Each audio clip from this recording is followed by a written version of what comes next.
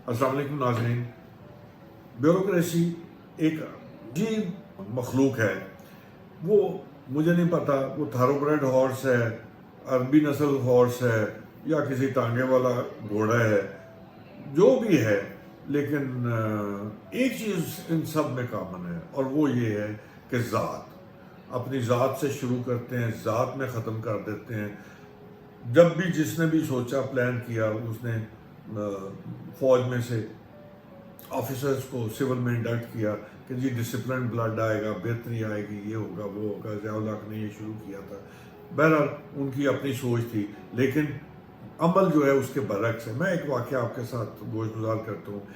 ACS development जो थे, वो रिटायर्ड मेजर साहब थे, नाम लेना मुनासिब नहीं है। जायका की एक ग्रांट थी। जी हाँ, जायका जापान की डोनर एजेंसी है और वो ग्रांट्स देती है।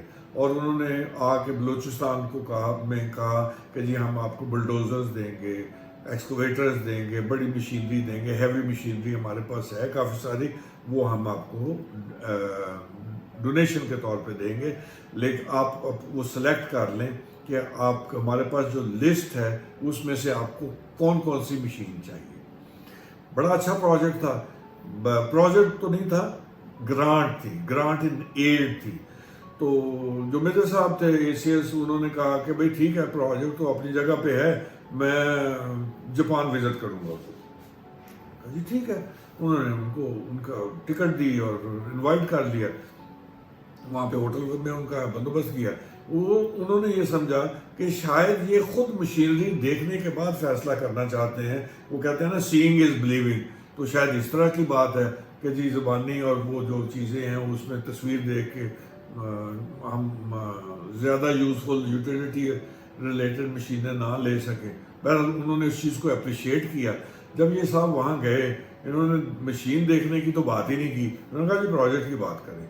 उन्होंने प्रोजेक्ट की बात की तो उन्होंने कहा जी ये मशीनें हैं, आपको हम वेयर हाउस ले चलते हैं, वहाँ दिखा देते हैं, मशीनें आप देख लें, जो सिलेक्ट करनी है वो कर लें। उन्होंने कहा मशीनें सिलेक्ट होती रहेंगी, पहले आप मुझे ये बताओ मेरा हिस्सा क्या है। वो चौंके। उन्होंने कहा जनाब बात ये है, आपका हिस्सा ये लोन नहीं है, ये मतलब हमने पैसे आपको अल्लाह वास्ते देने, खैरात है, ग्रांट है, ये जायका जो है ना, एड है, हमने इसमें से आपसे कुछ नहीं लेना, आपको तो हम सिर्फ दे रहे हैं। तो उन्होंने कहा जी बेशक आप दे रहे हैं, मैं नहीं लूँगा अगर आपने मेरा हिस्सा ना मुझे दिया। उन्होंने कहा नहीं लेना ना लो, जाओ बाढ़ में जाओ। उनको क्या, फ्री लेने के लिए मशीनरी दुनिया में थोड़े बहुत बैठे हुए हैं। बहरहाल ये साहब हाथ उन्होंने झाड़े और वापस आ गए, और वो जायका की ग्रांट नेट ज़ाया हो गई, बलूचिस्तान को नहीं मिली। नाजरीन बात ये है कि ये एक वाकया नहीं है, ये सिर्फ एक मसला नहीं है, ये सारे मुल्क में होता है। बहुत सारी जगहों पे आपको ऐसी चीज़ें मिलती हैं। अनफॉर्चुनेट बात जो ये है, वो जो मैं करने लगा हूँ, वो ये है कि कोई पूछता नहीं कि भाई बलूचिस्तान को डिप्राइव करने वाले तुम हो कौन। और वो मज़े की बात, वो थे भी वहाँ के लोकल मकामी पश्तून जी, और कहते नहीं थे ना से मेरी बला से हम नहीं लेंगे, हम कर्ज ले लेंगे, तुमसे फ्री नहीं लेंगे।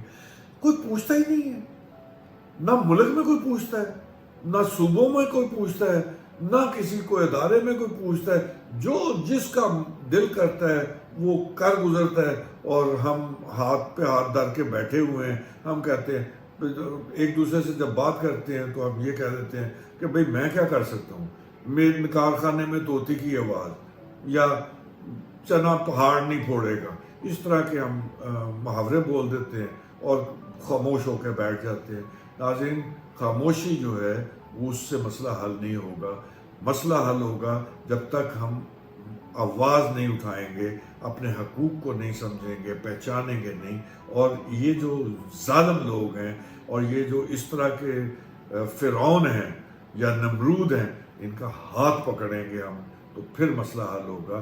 कोई तो है उठे जो इनको अकाउंटेबल ठहराए कि भाई तुम इतना बड़ा जो जुल्म कर रहे हो, उसकी सज़ा, इनकी पेंशन ख़त्म हो, इनकी मराहत ख़त्म हो, और इनके प्रॉपर्टीज ज़ब्त हों, तो इनको भी फिर पता चले कि जी हम मुल्क के साथ किस तरह से खिलवाड़ करते हैं।